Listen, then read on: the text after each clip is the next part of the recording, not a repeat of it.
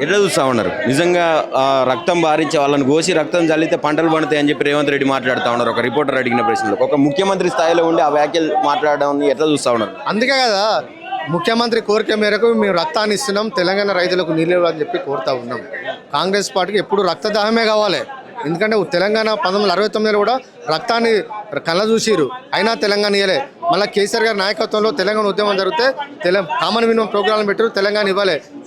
మేము కొట్లాడితే తెలంగాణ విద్యార్థులు యువకులు అందరూ కూడా ఆత్మార్పణం చేసుకుంటే 1200 మంది ఆత్మార్పణం చేసుకుంటే కానీ మీరు తెలంగాణ బిల్లు పార్లమెంట్లో పెట్టలే. ఇవాళ కాళేశ్వరానికి నీళ్ళు ఇవ్వమని చెప్తే మీరు రక్తం అడిగిన వాటికి మేము రక్తం ఇస్తా ఉన్నాం. మా రక్తం తీసుకో, తెలంగాణ రైతులకు నీళ్ళు ఇవ్వాలని చెప్పి డిమాండ్ ఇస్తా ఉన్నాం. నిజంగా తీసుకెళ్లి ఇప్పుడు రేవంత్ రెడ్డికి ఇచ్చే పరిస్థితి ఉన్నది. ఇస్తాం, మేము ముఖ్యమంత్రికి ఇస్తాం.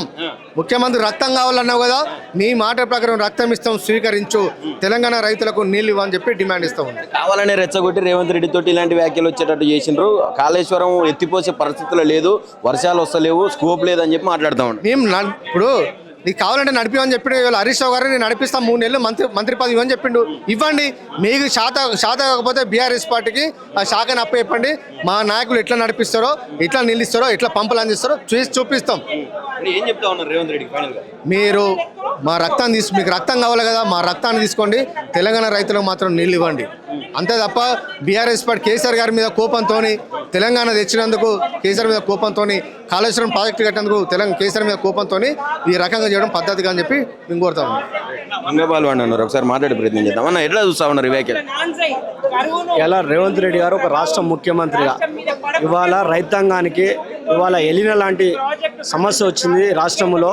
ఇలా వర్షాలు లేక ఇలా కాళేశ్వరం లాంటి ప్రాజెక్టు రైతు ఎప్పుడు కూడా మొగులు వైపు చూడకూడదు, రైతు ఎప్పుడు కూడా సంతోషంగా ఉండాలంటే కాళేశ్వరం లాంటి ప్రాజెక్టు కట్టేసి నీళ్ళు ఇవ్వడానికి రిజర్వాయర్ కట్టుకుంటే ఇలా కన్నెపల్లి పంప్ హౌస్ ఆన్ చేసి గోదావరి జలాల నీళ్లను రైతాంగానికి ఇవ్వాలని చెప్పి డిమాండ్ చేస్తే బీఆర్ఎస్ పార్టీ నాయకుల పైన ఇలా బీఆర్ఎస్ పార్టీ నాయకుల రక్తంతో ఇలా వ్యవసాయం చేసుకోవాలి, ఇలా పొలాలకు రక్తం జల్లాలని చెప్పినటువంటి రేవంత్ రెడ్డికి నీకు రక్తమే కావాలంటే యావత్ తెలంగాణ విద్యార్థి లోకం అంతా కలిసి వచ్చి నీకు ఎన్ని లీటర్ల రక్తం కావాలంటే అన్ని లీటర్ల రక్తం ఇవ్వడానికి మేము సిద్ధంగా ఉన్నామని చెప్పి ఈ సందర్భంగా ఇలా తెలంగాణ భవన్ వేదికగా ఇలా యావత్ విద్యార్థి లోకం అంతా కలిసి వచ్చి ఇలా రక్తం ఇస్తున్నాము. ఇదే రక్తాన్ని తీసుకుపోయి జూబ్లీహిల్స్ ప్యాలెస్ సీఎం ఇంటికి వెళ్తాం, ఈ రక్తాన్ని నీకు తీసుకొచ్చి ఇస్తాం.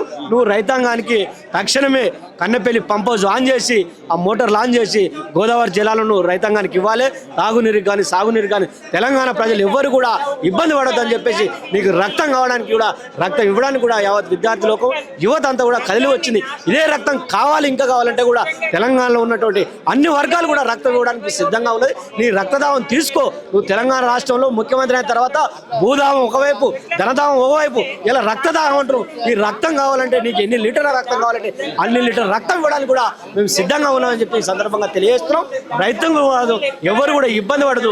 రైతాంగాన్ని మాత్రం ఖచ్చితంగా కన్నెపల్లి పంప్ హౌస్ ఆన్ చేయాలి. కన్నెపల్లి పంప్ హౌస్ ఆన్ చేసి గోదావరి జిల్లాలో రైతాంగానికి ఇవ్వాలని మేము డిమాండ్ చేస్తున్నాం. మీ నాయకుడు బాల్క సుమన్ గారు ఇట్లాంటి కొన్ని వ్యాఖ్యలు చేస్తే ఆయన తీసుకెళ్లి అరెస్ట్ చేసినటువంటి పరిస్థితి. మరి ఈ రోజు భాజపా ముఖ్యమంత్రి గారే కొయ్యాలి, రక్తం వారియాలని చెప్పి మాట్లాడుతూ ఉన్నారు. అంటే ఈ వ్యాఖ్యలన్నీ మీరు దీని మీద ఏమైనా యాక్షన్ తీసుకునే అవకాశం? మేము కూడా ఇలా తెలంగాణ పోలీసులకు కూడా మేము ఒకటే విజ్ఞప్తి చేస్తున్నాం, రిక్వెస్ట్ చేస్తున్నాం. ఇలా రేవంత్ రెడ్డి ఒక రాష్ట్ర ముఖ్యమంత్రిగా ఆయన చేసినటువంటి వాక్యాలు ఇలా రక్తాన్ని పారించాలంటారు, రక్తాన్ని ఏరులై పారించాలన్నటువంటి ముఖ్యమంత్రి మీద క్రైమ్ను ప్రోత్సహిస్తుండ్రు. ఇవాళ యువత ఎటువైపు పోతుంటుంది. ఇక ఖచ్చితంగా ఈ రాష్ట్ర ముఖ్యమంత్రి రేవంత్ రెడ్డి మీద సుమోటగా పోలీసు యంత్రాంగం సుమోటా కేసు నమోదు చేయాలి. తక్షణమే ముఖ్యమంత్రి కూడా అరెస్ట్ చేయాలని చెప్పి మేము డిమాండ్ చేస్తున్నాం. ఎందుకంటే ఇలా యువత అంతా కూడా తప్పుదోవ పట్టేటువంటి పరిస్థితి ఉంటుంది. ఆనాడు మా నాయకుడు మాట్లాడితే, మా పెద్దపల్లి పార్లమెంట్ సభ్యుడు మాజీ చెన్నూరు ఎమ్మెల్యే గారు మాట్లాడితే బాల్క సుమన్ మీద కేసు పెట్టిరు. కేసు పెట్టి అక్రమంగా దాదాపు 27 రోజులు జైల్లో పెట్టరు. ఇలా ఆయన మాట్లాడిన మాటలేంది, ఇలా ముఖ్యమంత్రి ఈయన మాటలు మాట్లాడేది. ఇలా రక్తం చిందిస్తామంటే నరకడమే కదా.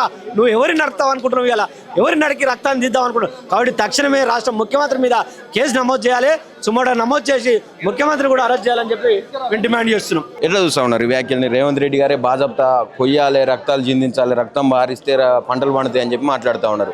నిజంగా ప్రోత్సహిస్తూ ఉన్నారా, స్వాగతిస్తూ ఉన్నారా తెలంగాణ ప్రజలు ఈ వ్యాఖ్యలు? రేవంత్ రెడ్డి తను అధికారం చేపట్టినప్పటి నుండి కూడా మొత్తం ఒక ఉన్మాదిలాగా ఆయన భాష ఉంది. ఒకరోజు గుడ్లను పీకేస్తా అంటాడు, ఒకరోజు పేగులు మెడలు వేసుకుంటాడు, ఒకరోజు గుండెని తీసే దానికి కడతాడు. అంటే ఆయన మాటలు మొత్తం కూడా ఒక ఉన్మాదం లాగా మాట్లాడుతుండు.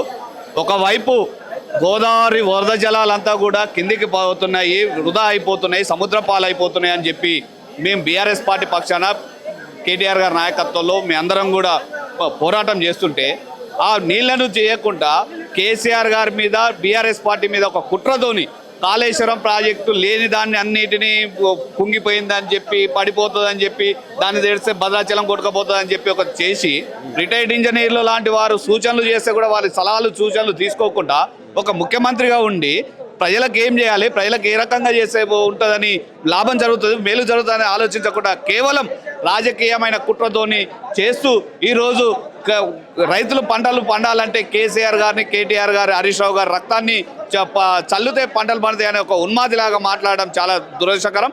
ఆయన మాటలకు నిరసనగా ఈరోజు మేము తెలంగాణ ఉద్యమాన్ని చేసి తెలంగాణ పోరాటంలో రక్తాన్ని చిందించి మా యొక్క ప్రాణాలను సైతం పణంగా పెట్టి తెలంగాణ రాష్ట్రం సాధించినాము. పోరాటాలు కొత్త కాదు, తెలంగాణ పార్టీకి త్యాగాలు కొత్త కాదు, ప్రాణాలు ఇవ్వడం కొత్త కాదు, రక్తం వేయడం కొత్త కాదు.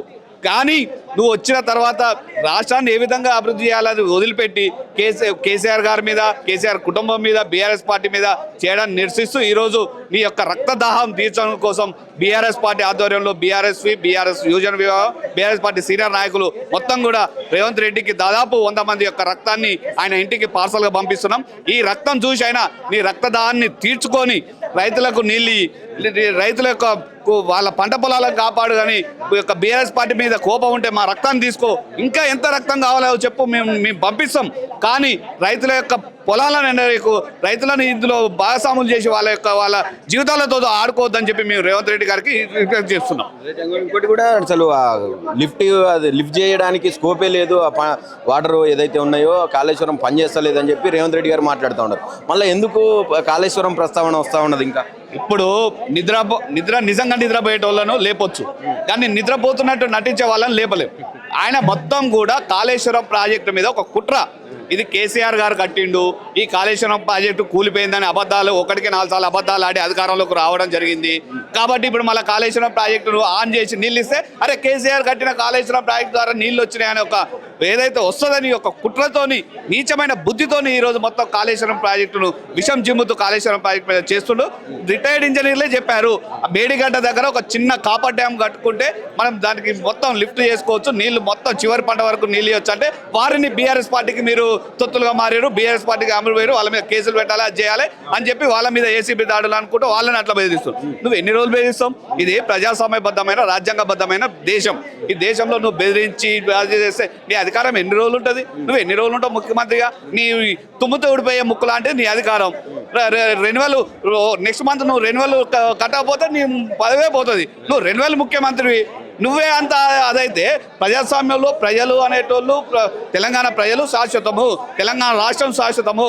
తప్పకుండా నీలాంటి నియంతకు తప్పకుండా తెలంగాణ ప్రజలు బుద్ధి చెప్తారు. రాబోయే రోజుల్లో ఇంకొక వారం 10 రోజుల్లో కనుక నువ్వు నీళ్లు విడుదల చేయకపోతే రైతులే ఏదైతే బంగ్లాదేశ్ లాంటి దేశాలలో రాజులకు, చక్రవర్తులకు ఏ విధంగానైతే నీ కోటలలోకి వచ్చి వాళ్ళను రోడ్డు మీద గుంజుకొచ్చారో అదే విధంగా నీ జూబ్లీస్ ప్యాలెస్ ముందుకు రైతులందరూ వచ్చి నిన్ను ప్యాలెస్ నుండి గుంజి బయట కొట్టే రోజులు దగ్గరలో ఉన్నాయని హెచ్చరిస్తున్నాం. ఈ పరిస్థితి మొత్తానికి బీఆర్ఎస్వి నాయకులు అందరూ కూడా రేవంత్ రెడ్డి వ్యాఖ్యలను పూర్తి స్థాయిలో ఖండిస్తూ ఉన్నారు. అటు బీఆర్ఎస్ నాయకులు మొత్తం కూడా గతంలో బాల్కసుమన్ చేసిన వ్యాఖ్యలను తప్పుబట్టి జైల్లో వేసిన మీరు ఈరోజు రేవంత్ రెడ్డి బాజాప్తా ఇది చేస్తూ ఉన్నారు. మరి రక్తాలు జిందించాలని చెప్పి మాట్లాడుతూ ఉన్నారు, కొయ్యాలని చెప్పి మాట్లాడుతూ ఉన్నారు. మరి ఆయన మీద ఎటువంటి యాక్షన్ ఎందుకు తీసుకోవద్దని చెప్పి నేను ఖచ్చితంగా దాని మీద కూడా క్రిమినల్ కేసులు పెట్టాలి, తీసుకుపోవాలి. ఏదైనా మీకు నిజంగానే రక్తదాహం ఉంది కాబట్టి రేవంత్ రెడ్డికి మా రక్తం ఎన్ని లీటర్లు అయినా తీసుకొని కేవలం ప్రజలను ప్రజా సంక్షేమం కోసం పనిచేయాలి, ప్రజల ప్రయోజనాల కోసం పనిచేయాలి. ప్రజలకు వెంటనే ఇప్పుడు రైతులకు నీళ్లు ఇడిచిపెట్టి వాళ్ళ పంటలు వండేటట్టు చూడాలని చెప్పి బీఆర్ఎస్ నాయకులు కావచ్చు, బీఆర్ఎస్ విద్యార్థి విభాగం ఏదైతే ఉన్నదో అదంతా కూడా వాళ్ళు అందరూ కూడా కోరుతా ఉన్నటువంటి సందర్భం కనిపిస్తూ ఉంది. వీడియో జర్నలిస్ట్ కళ్యాణ్తో నవీన్, ఆద్య టీవీ, హైదరాబాద్, తెలంగాణ. బాగుంది.